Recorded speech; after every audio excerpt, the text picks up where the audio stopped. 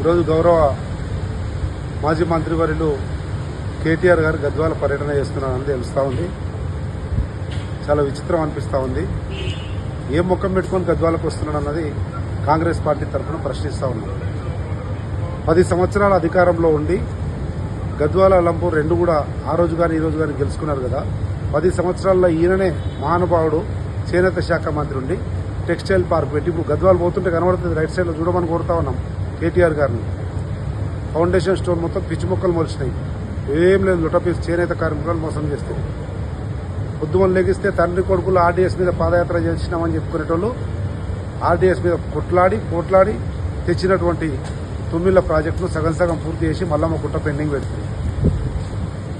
అట్లే 100 పడకల ఆసుపత్రి రుబెన్ కట్ చేసి ఇంజక్షన్లే, డాక్టర్లే, సూదులే ఏది లేదు.